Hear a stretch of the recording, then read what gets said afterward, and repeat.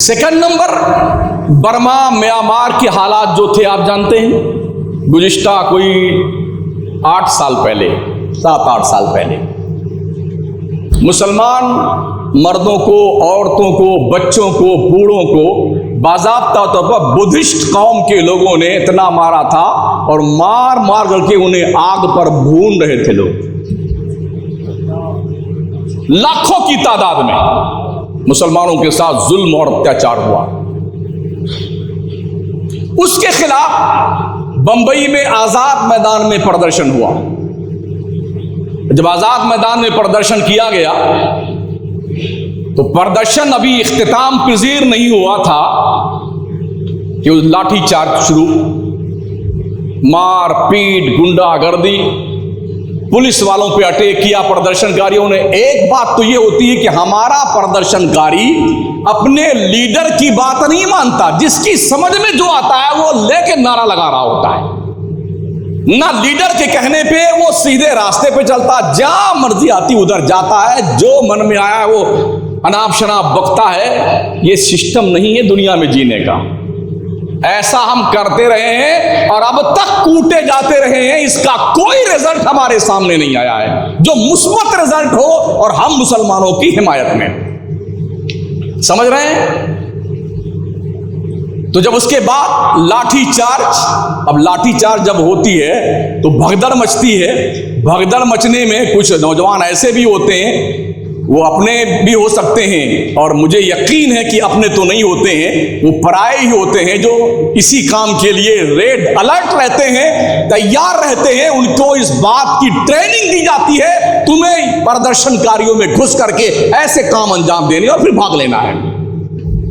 तो पता है आपको, 7 साल गुजरने के बाद अब तक सैकड़ों मुस्लिम नौजवान जेल में हैं बंबई के, उनकी जमानत नहीं हुई है। जाके पूछ लीजिए, हम नजर रखते हैं इस पर।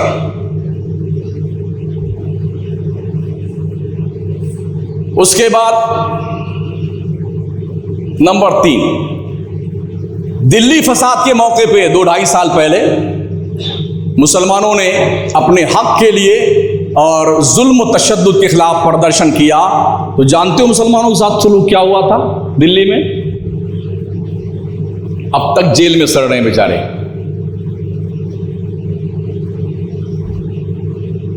मान लीजिए किसी घर का एक ही फर्द है और वही कमाने वाला है, उसके घर का हाल क्या हो? उसके घर वाले क्या खाएंगे? वो तो जोश में होश खो बैठा और जुनूनी नारों के पेश नजर उसने ये कदम उठाया और जो है पत्थरबाजों का शिकार हो गया वो। क्योंकि हमारे पास कोई सिस्टमैटिक तरीका नहीं है, इसलिए हम हर मोड़ पे बाज़ाब्ता तौर पर शिकस्त खुर्दा इंसान की शक्ल में सामने आते हैं और फिर झेलते रहते हैं। जिसके हाथ पैर टूट गए वो अपना इलाज कराए अपने पैसे से, जो जेल में गया उसको छुड़ाने के लिए उसके खानदान वाले जाएं चाहे ना जाएं, हमें इससे कोई मतलब नहीं, हमने तो जुलूस निकाल दिया। नंबर 4, गुज़िश्ता साल मालेगांव और औरंगाबाद में रजा एकेडमी की बुनियाद पर उनके आह्वान पर जुलूस निकाला गया, प्रदर्शन किया गया था। पिछले साल की बात है। वहां का रिकॉर्ड देख लीजिए। अब तक सैकड़ों नौजवान जेल में है जिनको अब तक जो है जेल से रिहाई नहीं मिली है और ना कोई उनकी रिहाई की पैरवी करने वाला है। जुलूस तो निकाल दिया लोगों ने।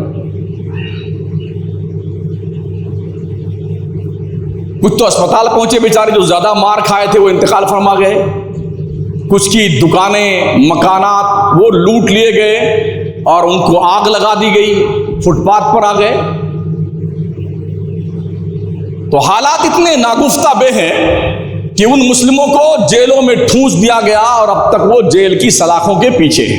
नंबर 5, गुज़िश्ता 20 दिन पहले कानपुर की सरजमीन पर मुजाहरा हुआ। 20 दिन भी हुआ है। मुजाहरा के दौरान लोगों ने पथराव किए, जो उनके ट्रेंड वर्कर होते हैं उन्होंने, और भाग गए वो लोग और सामने निशाने पे मुसलमान था। मारे भी गए, जेल में ठूंसे गए, मुकदमात लगाए गए उनके ऊपर, और अब आर्डर आने वाला है कि इनके मकानात तोड़ दिए जाएं जिन्होंने पथराव किया है। क्योंकि पकड़ में तो मुसलमान ही आया है ना। जहां 1000 आदमी हो तो एक साथ इनमें से 10-5 तो पकड़े ही जाएंगे ना। और जो एक आदमी बदमाश था वो बदमाशी करके भाग गया। 20 दिन पहले की बात है। और आगे आइए, मकराना में भी कुछ साल पहले इमाम चौक से पुलिस स्टेशन तक जुलूस निकाला गया था, याद है? आखिर वो जुलूस उग्र कैसे हुआ, कभी गौर किया गया इस पे? पुलिस की गाड़ी को आग किसने लगाया? लाठी चार्ज क्यों शुरू किया गया? ये अब तक जो है जेरे गौर है, क्योंकि हमारे पास कोई सिस्टम नहीं, कानून नहीं है जो हम ये पूछ सके कि भाई ऐसा हुआ क्यों। यहां भी वही अफराद कारफरमा थे जो प्रदर्शन में घुस करके मुसलमानों को बदनाम करने के लिए प्रशासन के ऊपर पथराव करते हैं, हुकूमत के नज़्मो नस्क को डिस्टर्ब करते हैं, और फिर उसका सारा बवाल और इल्जाम मुसलमानों पे आता है। शायद अब तक कुछ लोगों पे मुकदमे चल रहे हैं,